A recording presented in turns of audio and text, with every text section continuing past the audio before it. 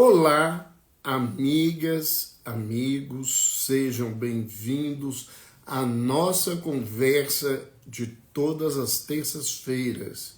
E hoje nós vamos conversar sobre um desafio. O que fazer quando o paciente não quer o tratamento psiquiátrico? Sejam bem-vindos, boa noite.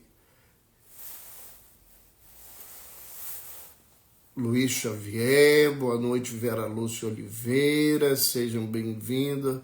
Meire Moreira, é um prazer tê-los aí conosco e nós vamos falar sobre esse tema desafio. Vamos aguardar alguns instantes a entrada das pessoas. Boa noite, Jacilda Santos. Um abraço para você também. Boa noite, Juliana Vieira. Sejam bem-vindas. Boa noite, Pablo Luiz, Margarete, Cesarino, esses companheiros aí de toda semana. Boa noite, Vera Lúcia Oliveira. Boa noite, Maria.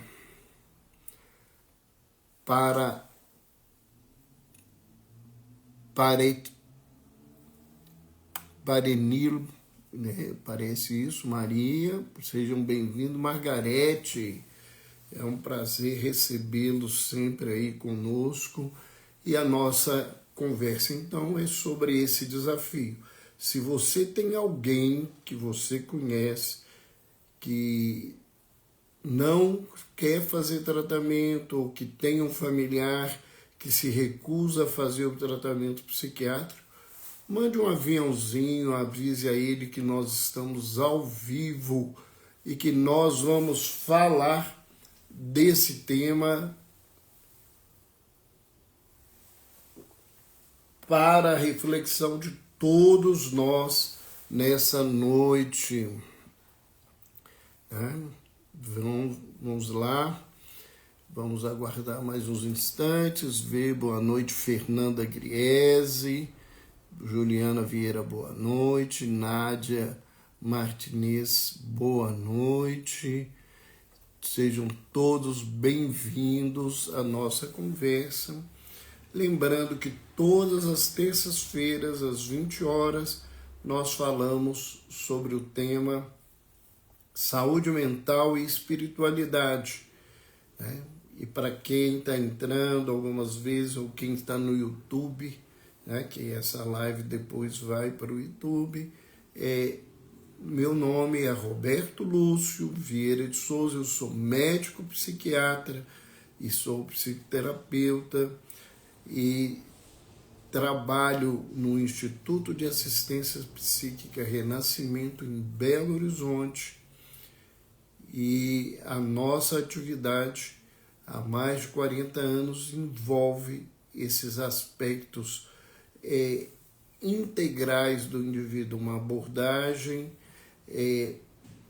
biopsíquico, sócio-espiritual do paciente. E hoje o problema que nós vamos trazer foi pedido por uma amiga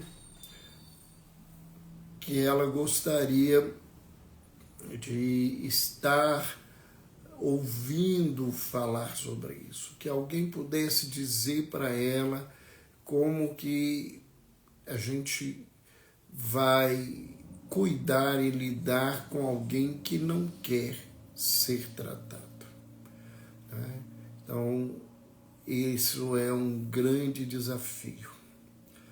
E geralmente essas pessoas, elas não trazem só uma negativa. Muitas vezes elas usam uma frase muito comum: eu não sou doente, eu não estou precisando de tratamento. E nós vamos fazer duas vertentes para a nossa conversa.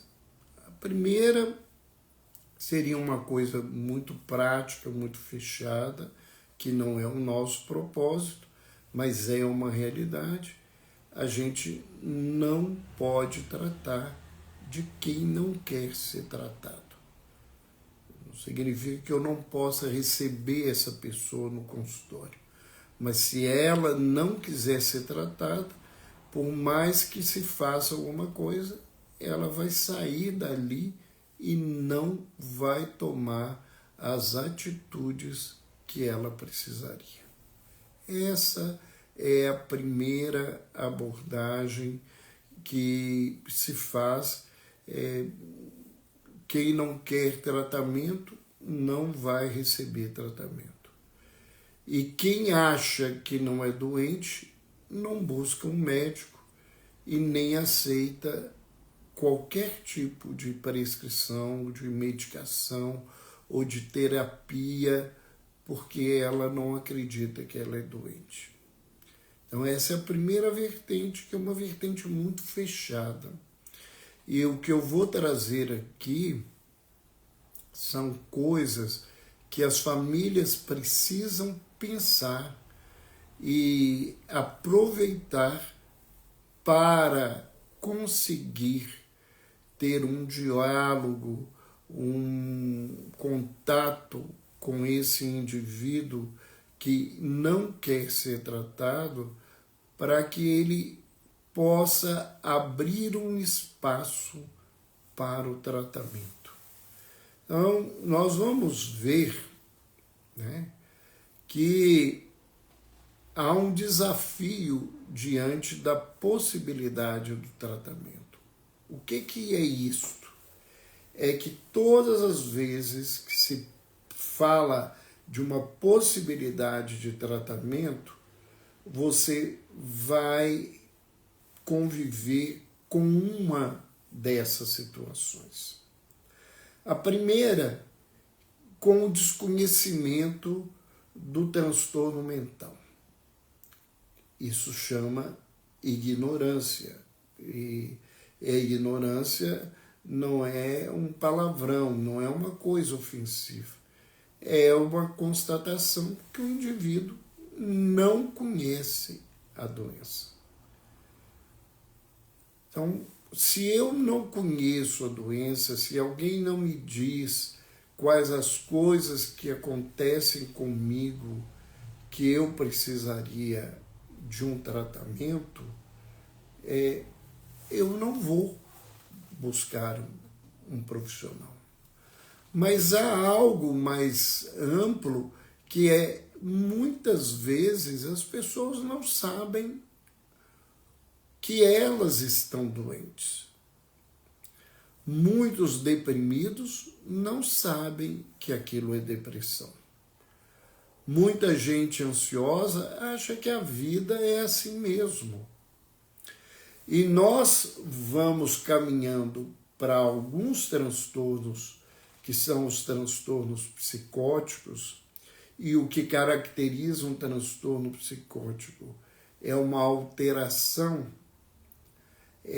do juízo da realidade, ou seja, a pessoa não consegue avaliar a realidade e aquilo que ela está vivendo, e ela acredita que a realidade é o que ela tem dentro dela e não o que está ao redor.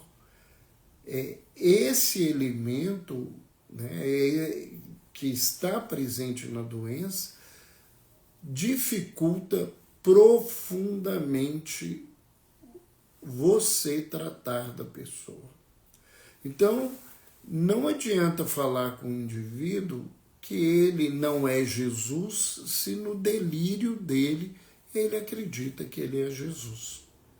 Eu estou usando essa questão porque é um delírio muito comum ser Jesus, ser Maria Madalena, ser Deus, ou ser o demônio. As pessoas têm muitos delírios místicos. E não adianta eu querer abordar a pessoa nesse lugar que ela não está aberta para a conversa. Não adianta isso. Então, o que eu vou trabalhar? eu vou trabalhar e vou ter que observar algo que envolva um incômodo, um sofrimento para essa pessoa. Algo que possa fazer com que ela queira buscar alguém para auxiliá-la ou, pelo menos, para ouvi-la. Essa é uma questão muito importante.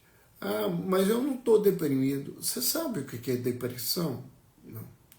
Você sabe que quando uma pessoa não está com vontade de fazer nada, quando ela se sente cansada o tempo todo, mesmo que ela esteja em repouso, quando ela não tem prazer para fazer as coisas que anteriormente lhe davam prazer, que isso é depressão? Ah, isso é depressão? Pode ser que eu tenha depressão, porque eu estou sem nenhum prazer. A água correr para cima ou para baixo, tanto faz na minha vida.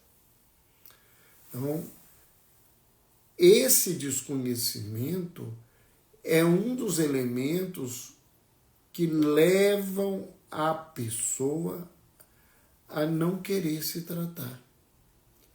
Então, eu não tenho que forçar e rotular essa criatura. Eu tenho que mostrar a ela que há um incômodo na vida dela, que ela não está se sentindo bem, que ela está sofrendo, que isso causa angústia ou causa sofrimento nas pessoas que ela ama. Muitas vezes eu já vi esposas trazerem os filhos ou os maridos por causa da dor que estava acontecendo com os filhos. E o pai, embora doente, ele se preocupou em ajudar os filhos. Essa é uma questão, a primeira, né?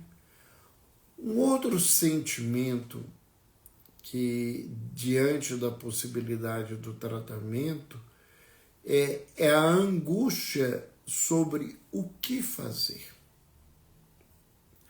O que eu vou procurar? Aonde eu vou procurar? Quais os recursos que eu tenho? A gente tem 3 níveis de atenção do ponto de vista de saúde.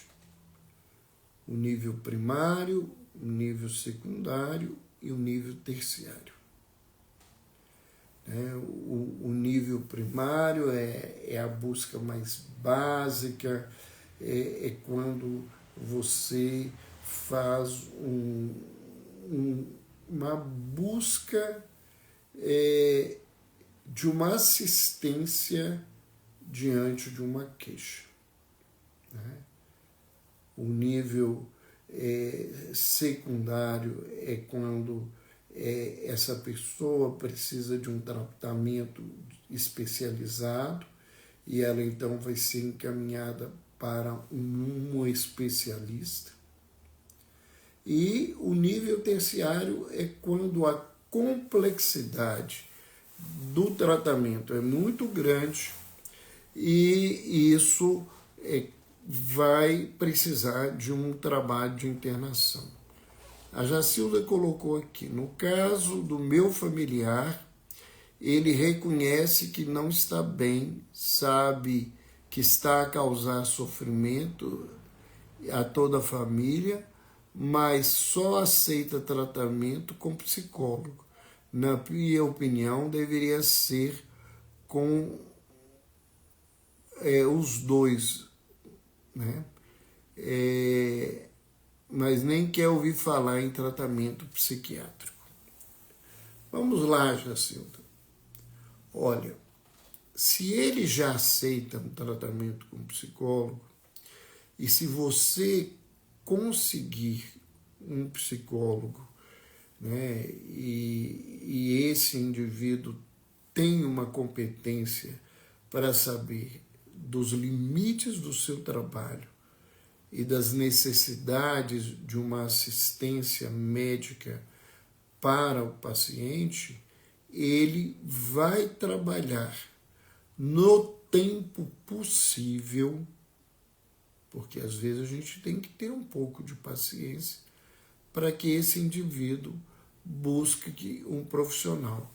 A partir do momento que eu crio um vínculo terapêutico, né, eu sinto bem com o terapeuta e eu passo a confiar nele, as orientações dele vão ser melhor aceitas do que as falas da família, mesmo que a família envolva essa conversa num tom respeitoso, afetuoso, mas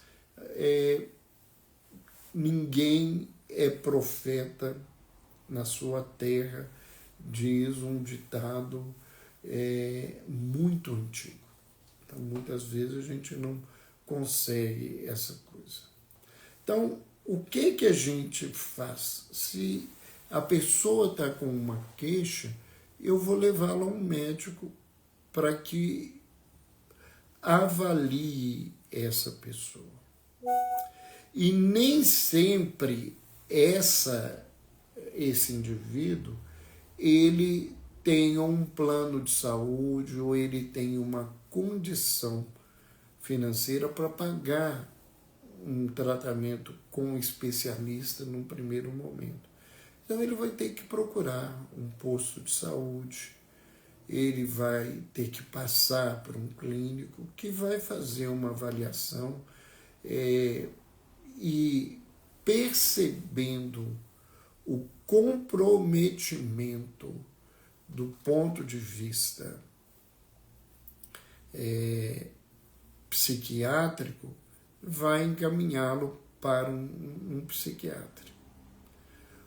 Quando essa situação é uma situação muito grave, você está diante de alguém que está com risco de morte, é uma pessoa que está agressiva e essa agressividade pode trazer malefícios para ela e para terceiros, ou quando ele está muito agitado e fora totalmente da realidade, você vai levá-lo para um serviço de urgência, seja uma UPA ou então um serviço de pronto atendimento em psiquiatria, para que a partir dessa avaliação um profissional possa determinar se ele pode ser tratado em casa ou se ele deve ser internado. E essa internação, porque isso é importante para as pessoas entenderem, ela pode ser voluntária, quando o paciente concorda com o tratamento, mas se o quadro é grave e o profissional médico identifica que o paciente não tem capacidade, naquele momento, de avaliar aquele contexto, ele vai conversar com a família e, de acordo com a família, né, numa concordância mútua, ele vai ser internado involuntariamente para ser protegido e tratado numa crise,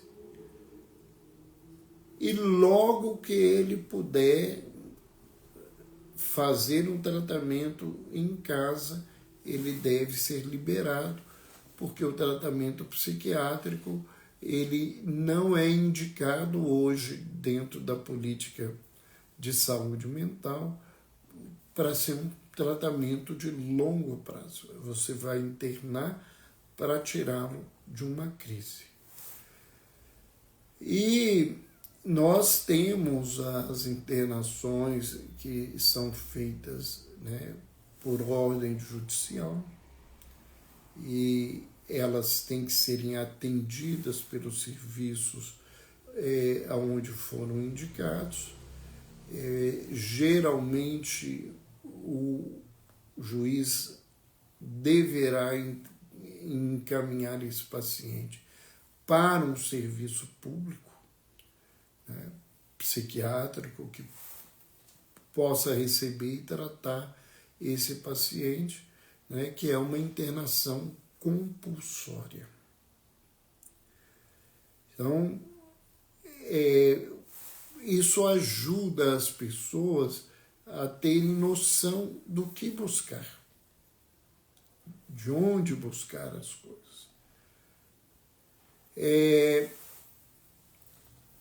Uma outra situação é quando a pessoa nega o seu transtorno ou quando a grande maioria dos familiares negam a realidade desse transtorno e você vê que o indivíduo precisa tratar e gostaria de saber como lidar com isso.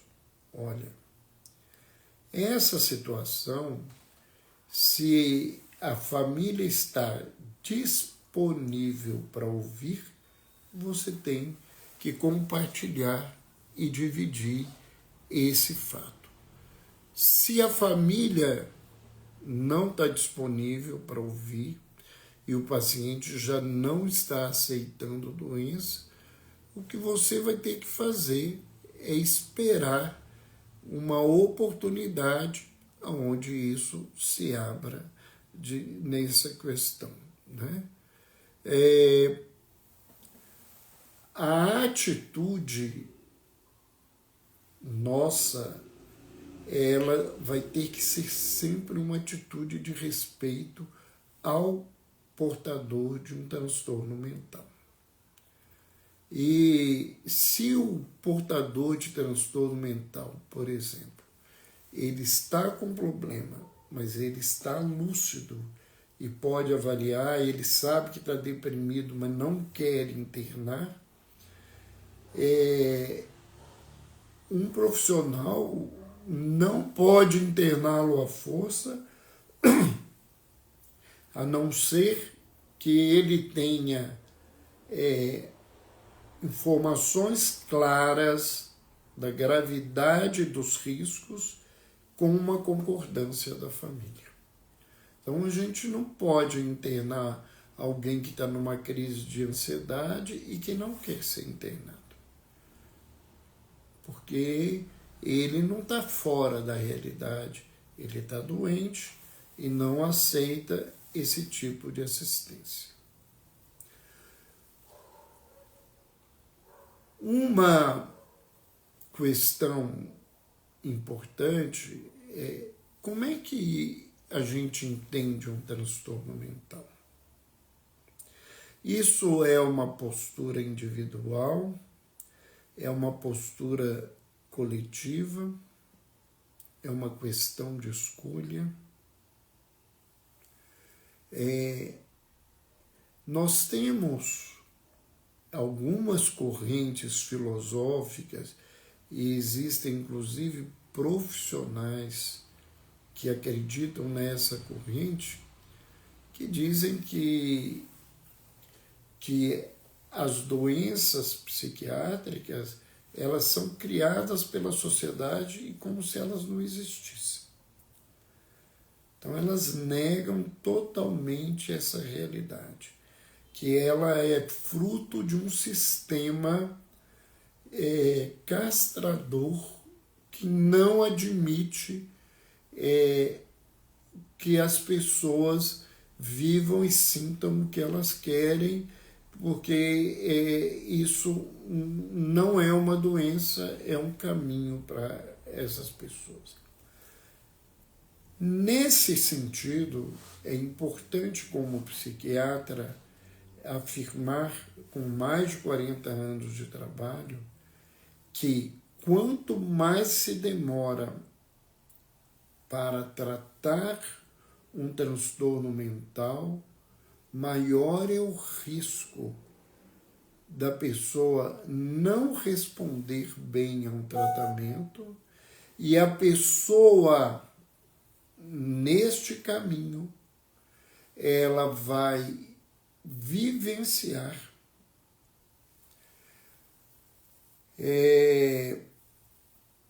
situações que podem criar sequelas e ela ficar doente o resto da vida porque ela não foi tratada. Então, isso é um risco, a gente negar algo que cientificamente está comprovado e que não tem nada a ver com uma questão política, né? Ela tem a ver com uma realidade. Hoje as neurociências estão aí para mostrar para a gente essa realidade.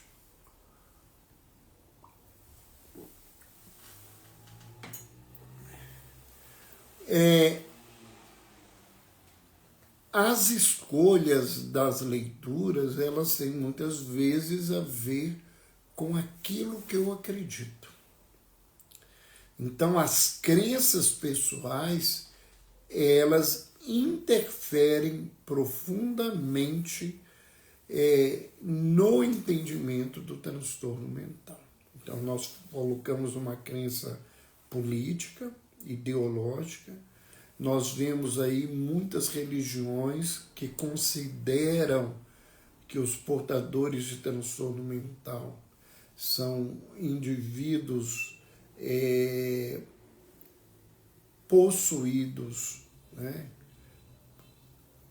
por demônios, por espíritos ruins, e muitas vezes negam o aspecto do transtorno e caminha para um campo todo espiritual, muitas vezes, e geralmente isso não vai ser o suficiente se a pessoa está doente, ela precisa do tratamento, mas alguém vai dizer, mas o senhor não acredita na questão espiritual? Mas a questão espiritual é uma faceta das coisas, né? E a doença, ela é da criatura. Então, na minha visão, o indivíduo que está ansioso, ele abre um campo na sua vida para ser agredido, perturbado por o que seja, mas é ele que precisa ser tratado e ser modificado. Então, essa escolha, ela é determinada pelas nossas crenças.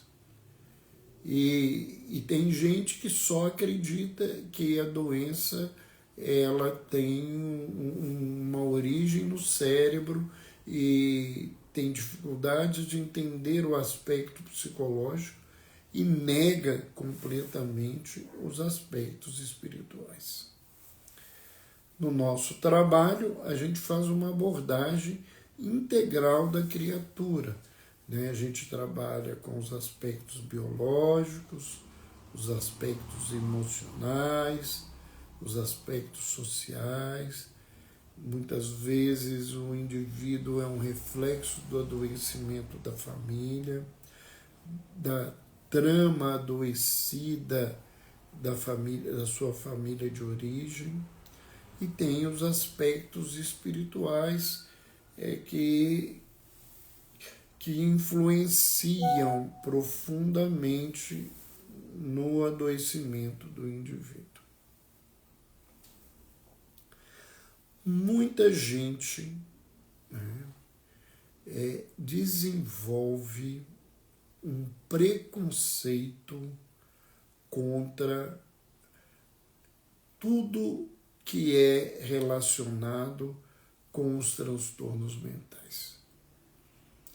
Esse preconceito é denominado de psicofobia, né?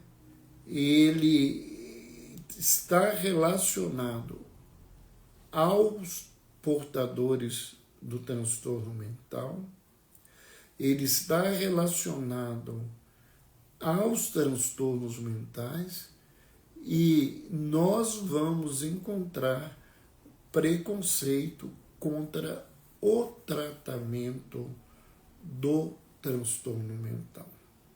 Lembrando que preconceito é uma opinião em determinado tema sem uma reflexão adequada e uma avaliação crítica. E nós vivemos hoje um mundo cheio de preconceitos, e esses preconceitos, eles têm como consequência a discriminação. Então há uma política, embora isso ainda é muito teórico, de reinserção social, de aceitação do doente, portador de um transtorno mental dentro da sociedade, mas, na realidade, o que a gente vê é a família, as pessoas ao redor, a sociedade, querendo afastar o doente pelos incômodos que ele traz. Incômodos esses que podem ser reais, como agressividade e os comportamentos inadequados, mas os incômodos porque eles podem muitas vezes dizer e o seu comportamento mexer com coisas que estão dentro de nós. Esses preconceitos, eles muitas vezes estão presentes no portador de transtorno mental. E por causa deles, muitas vezes, eles não conseguem se tratar. Eu faço um trabalho de consultoria com gestores. E a gente vê que muitos gestores que precisam de tratamento medicamentoso, eles não aceitam o tratamento por causa do próprio preconceito e muitas vezes eles se justificam com o preconceito dos outros. Se as pessoas souberem que eu tomo remédio, vão achar que eu sou fraco, que eu sou incapaz, eu vou perder o meu emprego, toda essa fala, todo esse contexto, e isso só piora a situação deles. Quem trabalha em gestão trabalha sob regime de pressão. Então o estresse é aumentado, isso facilita a ansiedade. Se a pessoa tem tendência, isso abre campo para depressão. E existem outros transtornos que dificultam o trabalho. A gente pode lembrar aí do déficit de atenção ou do transtorno de déficit de atenção e hiperatividade e impulsividade que muitos gestores têm e que não foram tratados. Então, as bases do preconceito, a primeira e a principal é a ignorância. Pessoas preconceituosas, elas não têm o conhecimento real sobre o que é transtorno mental.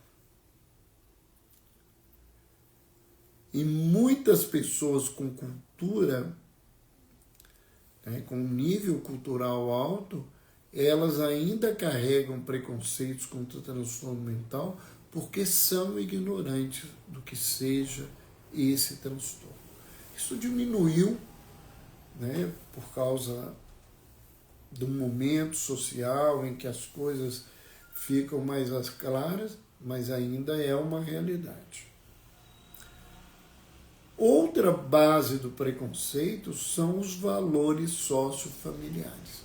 Então, os valores da família, que as pessoas, quem fica doente, uma fala muito comum é quem não gosta de trabalhar, quem não tem fé nas famílias religiosas,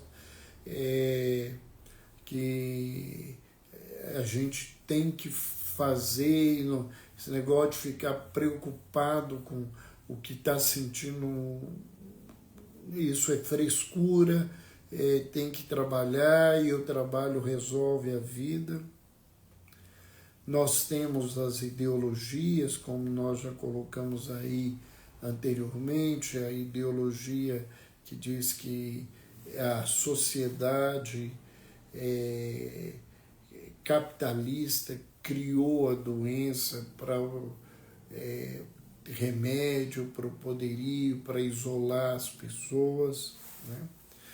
Nós temos o problema do preconceito a partir de interesses ou crenças de um determinado grupo social, né? Muitas vezes a gente tem preconceito porque aquilo nos incomoda e não...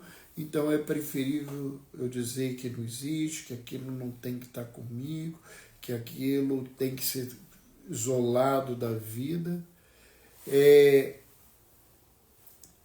Muitas pessoas não têm uma elaboração adequada sobre o conhecimento, então elas falam coisas sem sentido, elas ouviram falar de depressão, que a pessoa, aí ouve que a pessoa está desanimada, não tem interesse, que quer ficar só na cama. Isso é preguiça, fecha nesse lugar, né? Essa elaboração inadequada.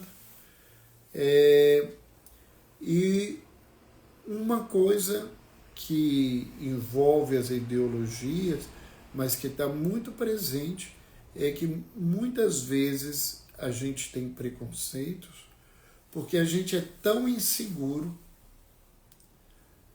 que a gente necessita de ter conceitos absolutos e respostas certas.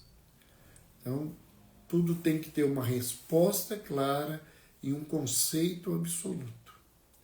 Então, se as coisas podem ser talvez, isso não é, a pessoa não dá conta de viver com isso, e ele cria um preconceito, e esse preconceito se desenvolve de uma maneira muito grande. E quais são os principais preconceitos em relação ao transtorno mental que afasta o indivíduo do tratamento? O primeiro deles está na questão da crença religiosa. Se é de uma origem demoníaca ou se é uma obsessão espiritual, não tem que procurar médico, não tem que procurar psicólogo, nenhum tipo de terapeuta. Tem que ir para a igreja, tem que ir para o centro espírita, tem que ir para uma instituição religiosa para exorcizar o demônio, para afastar os espíritos. E o problema é esse, e não precisa de remédio, só precisa de prece, dos rituais. Então, esse é um primeiro preconceito. E muitas famílias atrasam o tratamento porque permanecem nesse tipo só de crença. Muita gente nega a doença por um medo de uma crença que caminha na sociedade, que o transtorno mental é um castigo para a pessoa e para a família.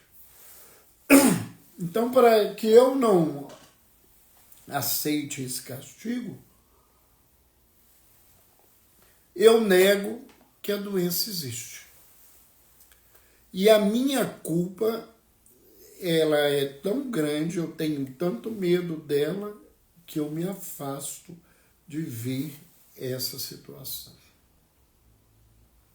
Ainda nesse contexto, e isso eu já ouvi muitas vezes na vida, é que as pessoas que têm transtorno mental, elas têm porque elas faltam-lhes a fé.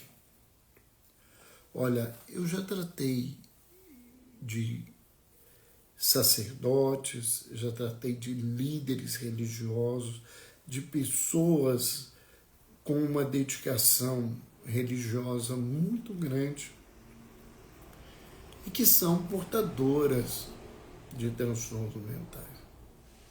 E não são por falta de fé, é que elas têm alterações biológicas, elas têm problemas e traumas emocionais que desencadeiam esse processo. Outra fala muito comum e que muitas vezes a família não dá o cuidado à doença e não ajuda o tratamento é que o indivíduo está com transtorno mental por falta de trabalho. Então, que se ele fosse trabalhar e que se ele trabalhar, desaparece todo esse contexto, que não é uma verdade, né? E que eu já vi muitas situações acontecerem de familiares depois se arrependerem profundamente de falarem isso, e quando eles mesmos vivenciaram a doença, eles viram o mal que fizeram para o outro familiar quando ele estava doente. Um elemento que leva muitas vezes os pais fugirem da constatação da doença, levar uma criança e um jovem para o tratamento, é aquele preconceito falso que todo transtorno mental é resultado do comportamento dos pais. Se isso fosse uma verdade, todos os filhos daqueles pais teriam que ter um transtorno mental. E isso não é uma realidade. E um outro preconceito, né, é quando as famílias desvalorizam, reduzem os aspectos presentes nos transtornos mentais. Ah, ele é assim mesmo. Isso é esquisitice dele, é do jeito dele.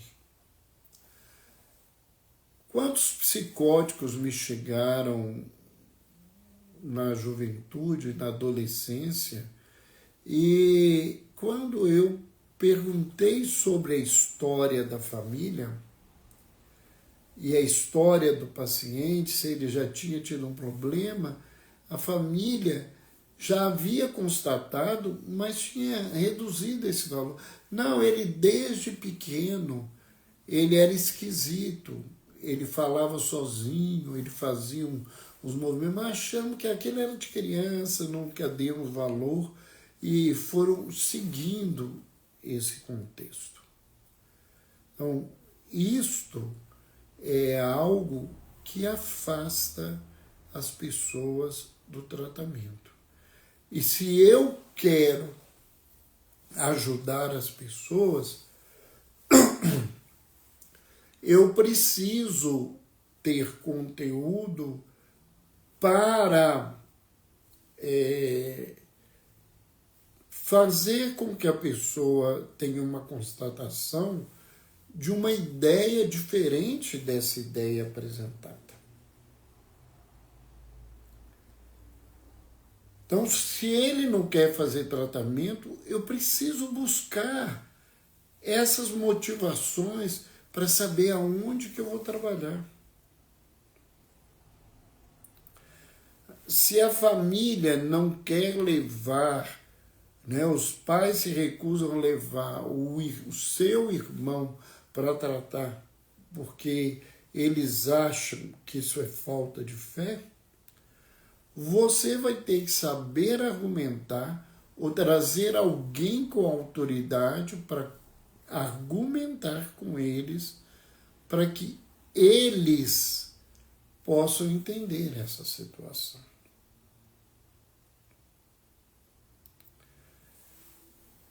A gente, nesses anos todos trabalhando dentro do movimento espírita, a gente já fez muitos seminários, muitos encontros de perguntas e respostas, muitos cursos sobre transtornos mentais para a comunidade espírita, para que eles possam fazer uma diferenciação que hoje a psiquiatria passou a buscar fazer essa diferenciação. O que é um transtorno mental e o que é um fenômeno anômalo, como a ciência chama, que seria um fenômeno espiritual. Saber diferenciar disso é muito importante, porque muitas pessoas não estão sendo tratadas porque isso é visto de uma outra forma, que tudo é espiritual, então essa pessoa não vai se tratar. E se você que entende que a pessoa precisa de ajuda não souber trabalhar esses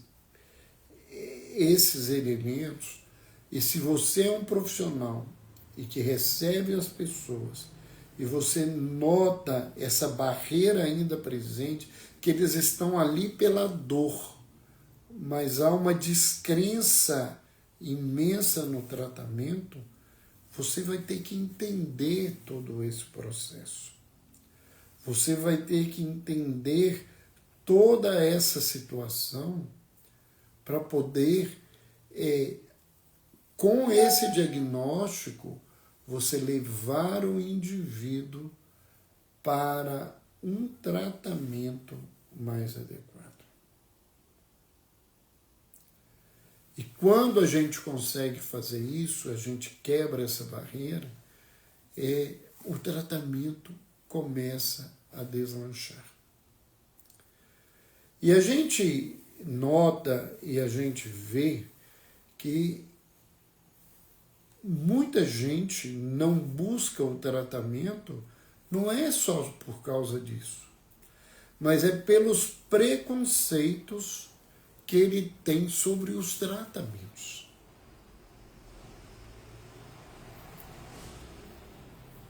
É uma questão que às vezes a pessoa chega para se tratar. E um profissional identifica que essa pessoa, além do remédio, ela precisa de uma terapia. Há um preconceito muito vigente que dificulta esse trabalho, que é a ideia que a única forma eficiente de tratamento é a medicamentosa.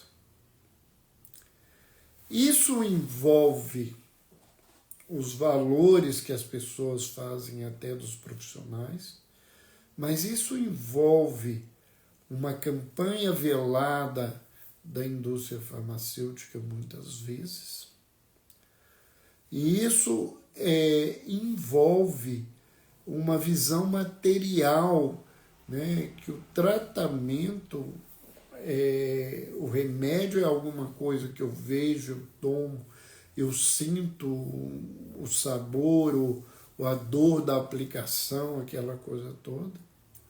Ou ainda, né, muita gente até escolhe isso interiormente, porque o remédio eu não tenho que fazer nenhum esforço a não ser tomar o medicamento.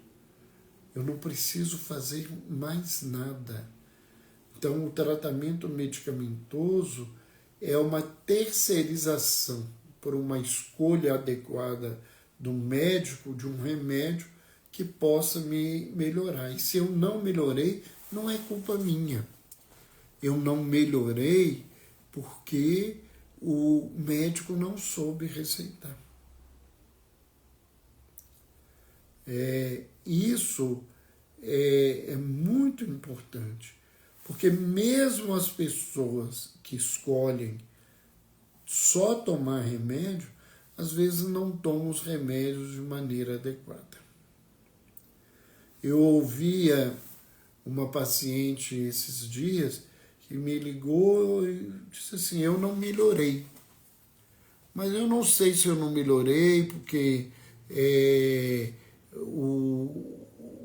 o meu tratamento, eu demorei a começar um remédio e o dia que eu bebo eu não tomo esses medicamentos e aí eu falto o sábado, a sexta e o sábado, só volto a tomar na segunda. Não foi isso que ela recebeu de orientação.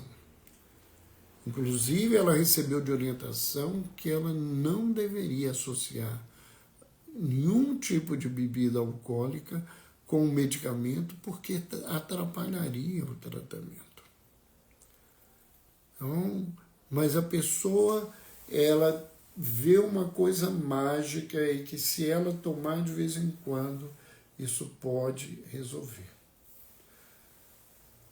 Muitas pessoas, muitos pacientes e muitos familiares não buscam o tratamento porque acreditam que todo medicamento psiquiátrico causa dependência. Isso não é verdade. Os medicamentos que causam dependência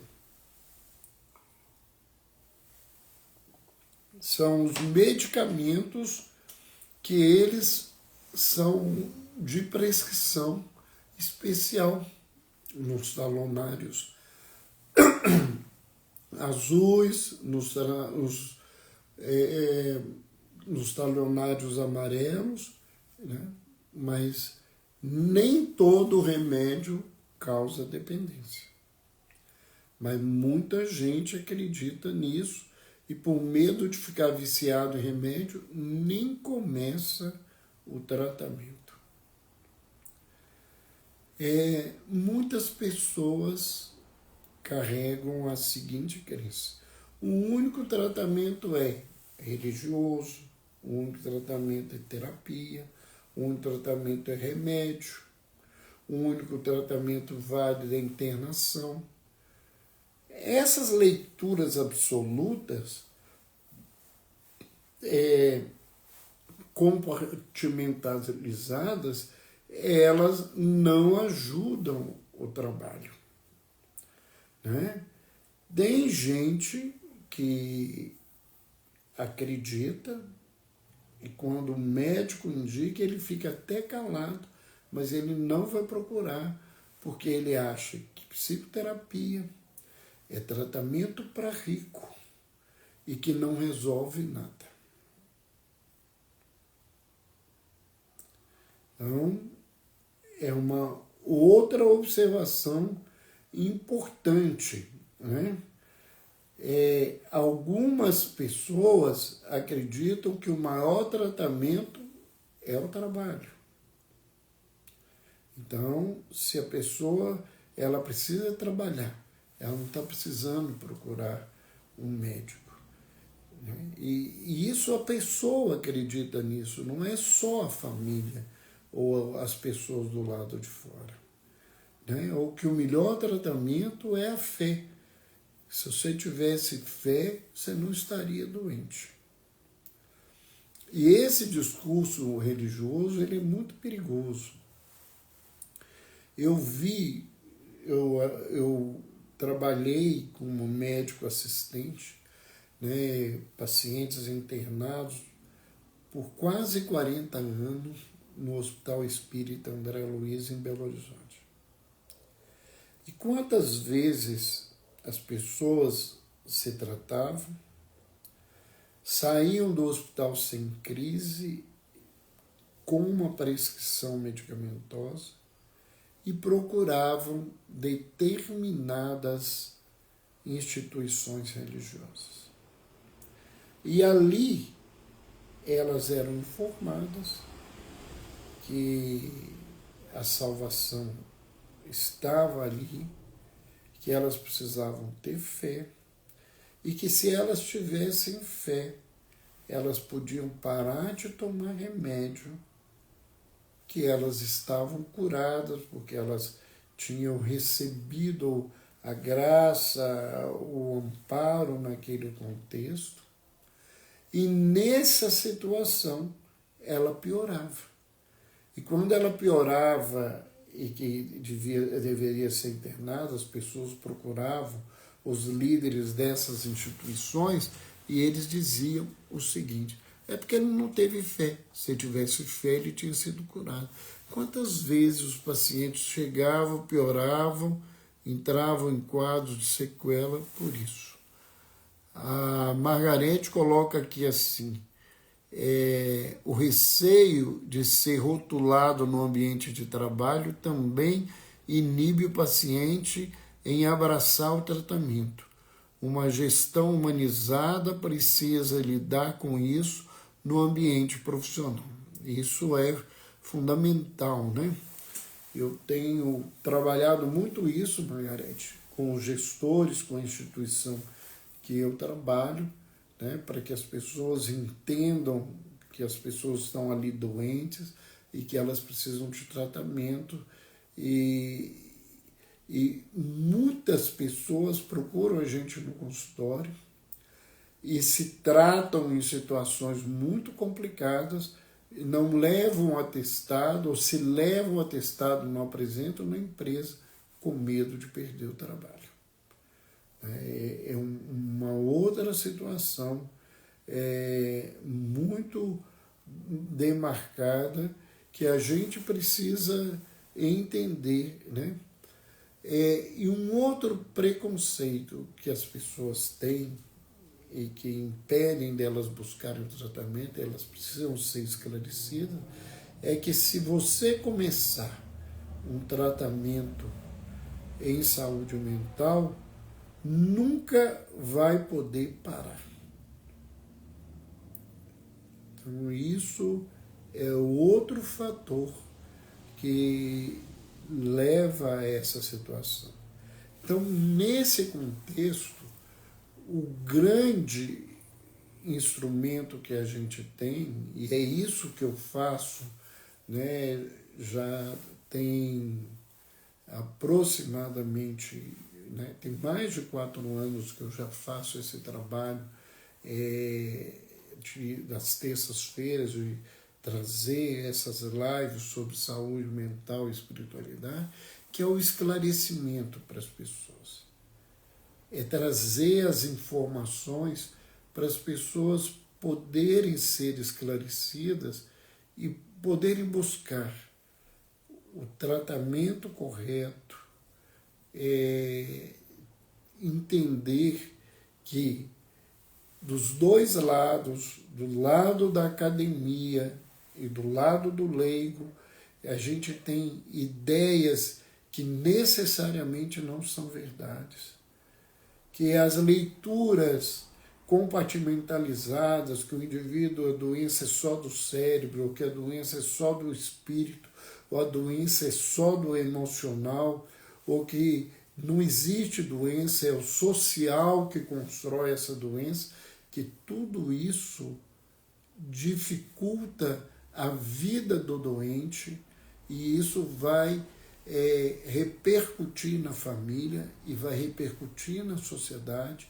E quanto mais tempo a pessoa ficar sem tratamento, mais grave vai ser a sua condição. Então, o esclarecimento é importante. Agora, se a pessoa, depois de estar esclarecida, ela diz que não quer tratar, a gente não tem como fazer o outro tratar. A gente não tem como obrigar a tomar um remédio.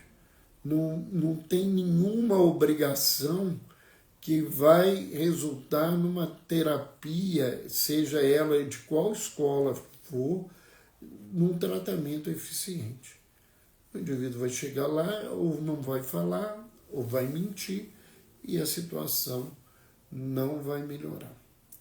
Eram essas as nossas colocações. Nós estamos encerrando aqui. Hoje, por uma questão especial, quem estava acompanhando, quem nos acompanha toda semana, viu aí um cenário diferente. Nós estamos fazendo a nossa live dentro do consultório por uma necessidade particular, então eu não tive como preparar o material para a equipe, para eles poderem fazer outro tipo de gravação. Então, nós vamos ficar com essa live no Instagram para que a equipe possa aproveitá-la e colocá-la posteriormente no nosso canal do YouTube.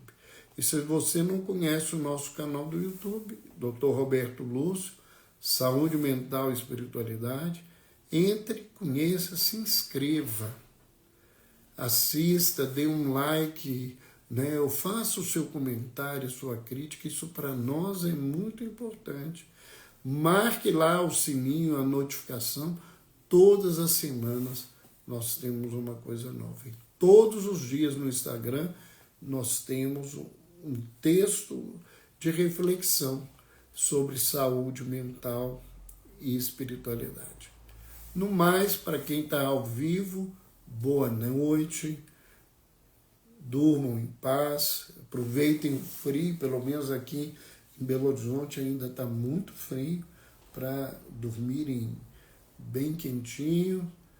Para aqueles que estão acompanhando pelo YouTube, boa tarde, bom dia. Um beijo no coração para todos e até a próxima terça-feira.